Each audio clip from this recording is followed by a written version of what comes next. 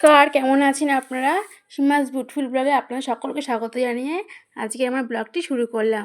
আজকে তো সোমবার, এখন সন্ধ্যেবেলায় আমরা সপরিবারে একটু বেরাবো। এখন আমরা একটু মার্কেটের উদ্দেশ্যে যাব। আর জানেন তো, কালকে মঙ্গলবার আমার ছেলের বার্থডে, তাই ভাবলাম ওর জন্য একটা জামা কিনতে যেতে হবে। তাই এখন ওদেরকে বললাম যে, তোরা কি যাবি? ওরা বললো যে, হ্যাঁ মা, আমরাও যাবো। আমি তখন বললাম, তোদের তো পরীক্ষা চলছে, তোরা কী করে যাবি? বাড়িতে থেকে পড়। ওরা বললো, না মা, আমরা বিকালবেলায় পড়ে নেবো, তারপর সন্ধ্যেবেলায় আমরা সবাই মিলেই যাব। দেখুন, তাই আমরা বেরিয়ে পড়েছি, এখন একটু মার্কেটে যাচ্ছি। আমাদের এখান থেকে মার্কেট বেশি দূরে না, একটা এই 20-25 মিনিটের রাস্তা। তাই আমরা ভাবলাম ঠিক আছে, তাহলে ছেলে মেয়ে তো আর হেঁটে যেতে পারবে না, আর আমাদেরও এখন কষ্ট হবে হেঁটে যেতে, কেন পায়ে কোমরে সব ব্যথা আমাদেরও চলছে। তার জন্য আমরা একটা টোটো নিয়ে নিয়েছি। তাই আমরা এখন যাচ্ছি এই মার্কেটের উদ্দেশ্যে। আর আমার মেয়ে দেখুন, যেহেতু খুব ঠান্ডা পড়েছে, এখন কুঁজো হয়ে বসেছে, বলছে মা খুব শীত করছে, কী করবো? আমি তোকে তো বললাম মোটা একটা জ্যাকেট গায়ে দিয়ে চল, তুই গায়ে দিলি না, এখন ঠান্ডা করছে, কী কষ্ট বলতো। হ্যাঁ, পরীক্ষা চলছে, যদি ঠান্ডা লেগে যায় তখন জ্বর এসে যাবে। বলছে ঠিক আছে মা, ভুল হয়ে গেছে, আমাকে ক্ষমা করো, আমি আর তোমার কথা শুনবো না, এমন হবে না, তোমার কথাটা শুনেই সবসময় চলবো। তুমি যেখানে বলবে যা, আমি সেই কথাটাই শুনবো। আমি মোটা জামা কাপড় গায়ে দিয়ে রাস্তায় বেরোবো শীতকালে। আর দেখুন, মার্কেটে যাওয়ার পথে চলে এসেছে একটা হনুমান ঠাকুরের মন্দির। এখানে প্রচুর মানুষের ভিড় হয়েছে আজকে। আজকে তো সোমবার, তাও মানুষের ভিড় হয়েছে, কারণ যেহেতু হনুমান ঠাকুর খুবই জাগ্রত, তাই এখানে খুব মানুষের ভিড় হয় প্রতিদিনই। আর আজকে তো সোমবার, তার জন্য প্রচণ্ড মানুষের ভিড় হয়েছে। কালকে মঙ্গলবার আরও ভিড় হবে, তাই আমরাও একটু হনুমান ঠাকুরকে দর্শন করে নিলাম। তারপরে আমরা চলে আসলাম এই শপিং মলে। দেখুন, এখানে কত রকমের সোয়েটার উঠেছে। আর আমার মেয়ের তো সোয়েটারগুলো খুব পছন্দ হচ্ছে, ও শুধু সোয়েটার দেখছে, বলছে মা আমি একটা সোয়েটার নেব। আমি বলছি ঠিক আছে, তুই জামা নিবি না? বলছে যে না, জামা কাপড় তো অনেকই আছে, আমি এখন শীতকাল বলে আমি একটা সোয়েটার নেব, আর ভাইয়ের জন্য তুমি জামা কিনে দাও। তাই আমরা এখন দেখা করছি যে কী করে জামা নেব, কী জামা নেব। আর এই ছেলেটার জন্য দেখছি। আর ছেলেটাকেও বললাম যে কী রে, দেখ তোর জামা কিনবি, পছন্দ কর। ও বলছে মা দেখছি তো, কিন্তু ভালো তো সেরকম পাচ্ছি না। আমি ঠিক আছে, ভালোটা খুঁজে বের কর, অনেক জামা কাপড়ই রয়েছে এই শপিং মলে, সেখানে তুই একটা খুঁজে জামা বের কর, দেখ তোর যেটা পছন্দ। ও খুঁজছে, আর সত্যি দেখুন এই শপিং মলটা কত ধরনের জামা কাপড়, মানে এত জামা কাপড়, মানে চোখে লেগে যাচ্ছে যে কোনটা নেবে আর কোনটা নেবে না। কিন্তু ও বলছে মা শীতের সোয়েটারই বেশি এখানে, এখন আর সেরকম জামা কাপড় ভালো দেখছি না, তাই চলো অন্য দোকানে যাই। তাই আমি চলে আসলাম আর একটি দোকানে। এখানে এসে আমার ছেলে দেখুন ওই জামাটা নিয়ে নিল, যেহেতু কার্টুনের ছবি দেওয়া রয়েছে, ওই জামাটা ওর খুব পছন্দ হয়েছে, তাই ও নিয়ে নিয়েছে ওই জামাটা। বলছে মা আমি এই জামাটাই পরবো আমার বার্থডেতে।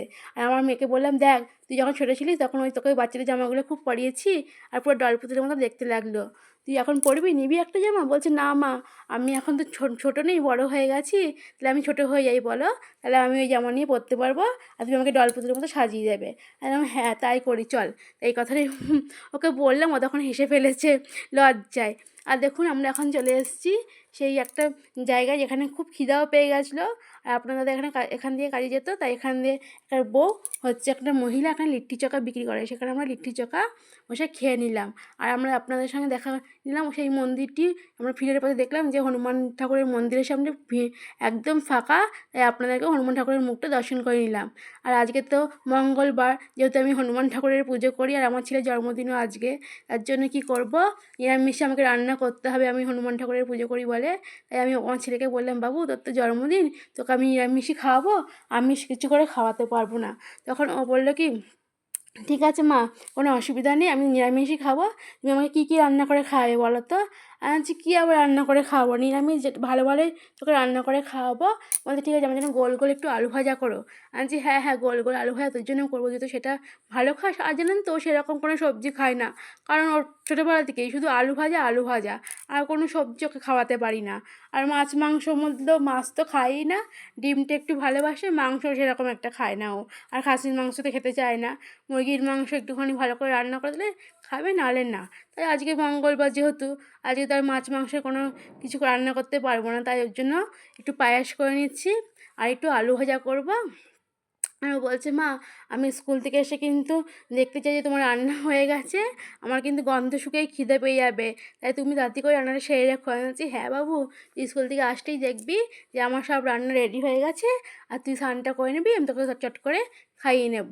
এ কথাই ওকে বলে স্কুলে পাঠালাম। আর যেহেতু পরীক্ষা চলছে তার জন্য স্কুলে যেতেই হবে, নাহলে স্কুল কামাই করলে তো পরীক্ষাটা ক্যান্সেল হয়ে যাবে। এজন্য ওকে আমি স্কুলে পাঠিয়ে দিলাম। ও বলছিল, মা যাবো না পরীক্ষা।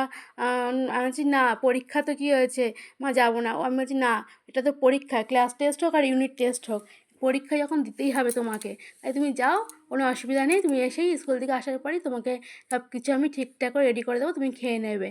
আর জানেন তো বন্ধুরা, জন্মদিনটা এমন সময় পড়েছে, এবার পরীক্ষা, তাই কাউকেই আর নেমন্তন্ন করতে পারলাম না। কিন্তু কী করবো, ও বলেছিল মা কটা বন্ধুকে নেমন্তন্ন করো আর আমাদের রিলেটিভদের, কিন্তু কাউকেই আর নেমন্তন্ন করতে পারলাম না, যেহেতু পরীক্ষা। আর পরীক্ষার সময় তো কোনো লোকজন আসলেও পড়াশোনার গণ্ডগোল হবে, সবার সঙ্গে কথা বলতে হবে, আনন্দ খেলবে, আনন্দ করবে, তার জন্য পড়াশোনারও ক্ষতি হয়ে যাবে। এর জন্য কোনো লোককেই আর নেমন্তন্ন করতে পারলাম না। ও বলছে, মা তাহলে পরে করো, আমার বন্ধুরা আমি নেমন্তন্ন করবো বন্ধুদেরকে।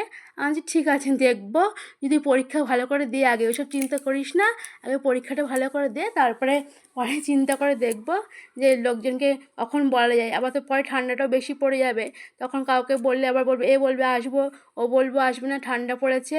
এটাই একটা সমস্যা, মানে এখন কাউকে বলেও মুশকিলে পড়তে হয়। কেউ বলবে আসবো, তো কেউ বলবো আসবে না, তার জন্যই চিন্তা ভাবনা করে সব কিছু করতে হবে। আর এই দেখুন আমি পায়েসটা করে নিয়েছি গুড়ের বাতাসা দিয়ে।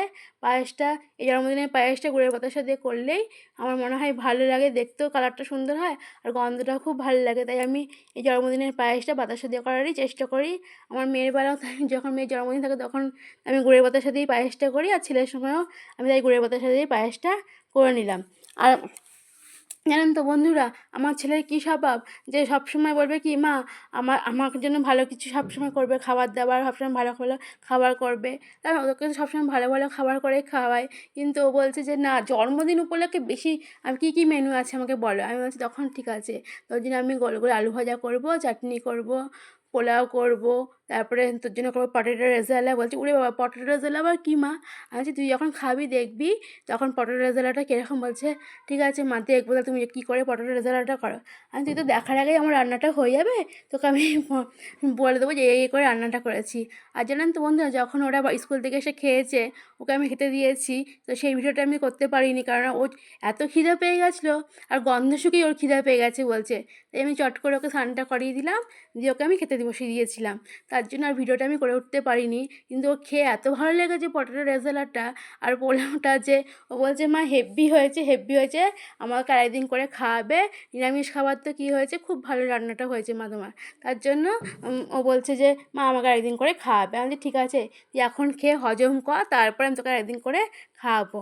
এই বলে ওকে খাইয়ে দাইয়ে একটুখানি রেস্ট রেস্ট করিয়ে তারপরে আবার বললাম, ঠিক আছে তুই একটু ঘুমিয়ে পড়, আবার বিকালে উঠে তো কেক কাটতে হবে, তখন কেকটা কেটে নিবি, এখন তুই একটু শুয়ে পড়। তারপরে ওকে ঘুম টুম পাড়িয়ে আমি আমি আবার আমার যা যা কাজ সেগুলি সেরে নিয়েছিলাম। আর আমার মেয়েও তারপরে স্কুল থেকে আসলো, ও খেয়েছে, খেয়ে বলেছে মা খুবই ভালো হয়েছে রান্নাটা। তাই এই হয়েছে আমাদের আজকের জন্মদিন। আর জন্মদিনে তো সবসময় স্পেশাল, কেননা বছরে একবারই জন্মদিনটা আসে, এর জন্য জন্মদিনটা আমার কাছে খুবই স্পেশাল। আমার ছেলে মেয়ে যেদিন জন্ম হয়েছে সেদিনটা আমার কাছে খুবই স্পেশাল, কেন অনেক কষ্ট করে সন্তানকে সেদিন আমরা এদিনটা জন্ম দিই, তার জন্য এই দিনটা আমার কাছে খুবই স্পেশাল। আর দেখুন বন্ধুরা, আমি আজকে যেহেতু ভাত করে পোলাওটা করেছি, পোলাওটা খুব সুন্দর হয়েছে, ঝরঝরে দেখতে হয়েছে একদম পোলাওটা। এই জন্য আমার ছেলের আরও বেশি ভালো লেগেছে পোলাওটা খেতে। বলছে মা পোলাওটা খুব ঝরঝরে হয়েছে আর ভালো হয়েছে, আর দেখতেও বিউটিফুল হয়েছে মা। তাই বলছে, ওইটুকুনি বাচ্চারান তো বন্ধুরা, কিন্তু ও সব কিছু মানে টেস্টটা বোঝে, ও যে খুব ভালো হয়েছে কি খারাপ হয়েছে, টেস্টটা খুব বোঝে।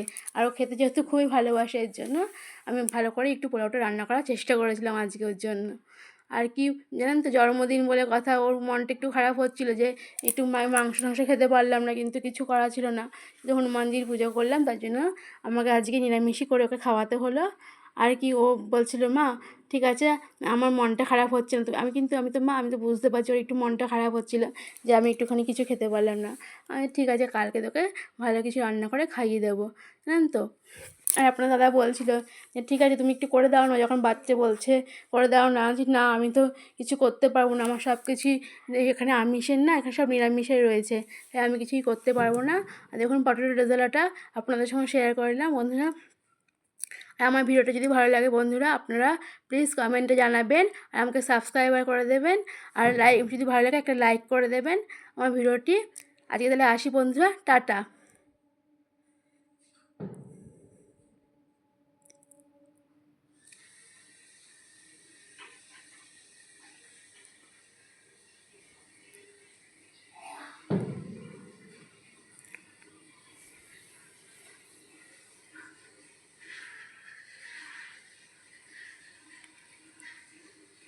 এই দেখুন ঘর সাজানোর কাজটা আপনার দাদা খুবই সুন্দর করে দিয়েছে। এদিকে আপনার দাদাই ঘরটা সাজাচ্ছে আর বলছে যে সীমা তুমি একটু হেল্প করে। আমি বলছি না বাবা আমি আর পারলাম না, তুমি সাজাও, তুমি খুব সুন্দর সাজিয়েছো। আর দেখুন এই সোয়েটারটাই আমার মেয়ে কিনেছিল শপিং মল থেকে, এই হলুদ কালারের সোয়েটারটা এবার পরেছে এখন। আপনাদের সঙ্গে শেয়ার করলাম যে আমরা শপিং মল থেকে কী কী কিনেছিলাম। কিছুই কিনতে পারিনি সেরকম, সেরকম পছন্দ হচ্ছিলো না, তাই আমার মেয়ে সোয়েটারটাই নিয়েছিল। আর এখন আমি আমার ছেলেকে একটু আশীর্বাদ করে নেবো এই ধান দুব্বো দিয়ে। দুপুরবেলা তো ওর এত খিদে পেয়ে গেছিলো যে পায়েসটাও সেরকম খাইনি, অল্প একটু খেয়েছে, যে পরে খাবো বিকালবেলা। তাই আমি বললাম ঠিক আছে বিকালবেলা তোকে তাহলে ধান দুব্বা দিয়ে আশীর্বাদ করে পায়েস মুখ করিয়ে নেবো, এই পায়েসটা খাইয়ে দেবো। এই যে আমি এখন ওকে আশীর্বাদ করে নিচ্ছি আমার ছেলেকে। বলছে মা বেশি ধান দুব্বো দিও না। আমি বলছি না না কোনো অসুবিধা হবে না, তুই নিয়ে না, ধান দুব্বো দিয়ে আশীর্বাদ করতে হয়। আর প্রদীপের তাপটা ওকে দিয়ে দিচ্ছি মাথায় আর বুকে।